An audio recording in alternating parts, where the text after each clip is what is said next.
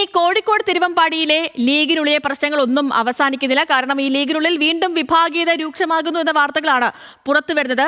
ലീഗിൽ നിന്നും പുറത്താക്കിയവരും നിലവിലെ യൂണിറ്റ് ഭാരവാഹികളും ഒരുമിച്ച് യോഗം ചേർന്നു.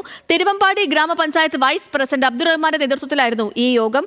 നിലവിലെ ഭാരവാഹികൾ സ്ഥാനം രാജിവച്ചേക്കും എന്നാണ് പുറത്തു വരുന്ന വിവരങ്ങൾ.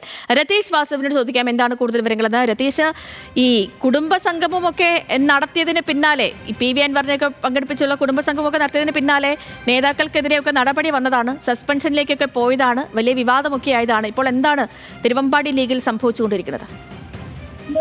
ശ്രീലക്ഷ്മി, തീർച്ചയായും നമുക്കറിയാം തിരുവമ്പാടി ലീഗിൽ ഈ പ്രശ്നം ഉണ്ടാവാൻ കാരണം സംസ്ഥാന നേതൃത്വത്തിന് അനഭിമുഖമായി അവിടെ ഒരു കുടുംബ സംഗമം KMCC സംഘടിപ്പിക്കുന്നു. അതിൽ PV അൻവറിനെ പങ്കെടുപ്പിക്കാൻ തീരുമാനിക്കുന്നു. ഇതാണ് പ്രകോപനം ഉണ്ടാക്കിയതെങ്കിലും ലീഗിലെ പ്രാദേശിക വലിയ അഭിപ്രായ വ്യത്യാസമാണ് ലീഗിൽ വലിയ പൊട്ടിത്തെറിയിലേക്ക് പോകുന്നത്.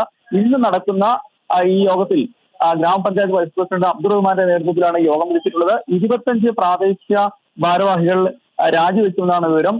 എന്തായാലും വിമത യോഗം പുല്ലൂരമ്പാറയിലെ ഈ ലീഗ് ഓഫീസിൽ തുടരുകയാണ്.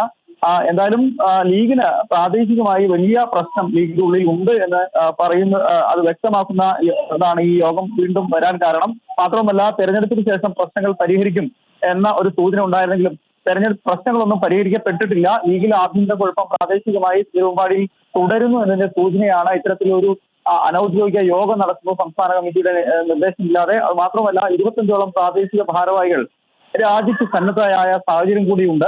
എന്നാലും യോഗം തുടരുകയാണ്.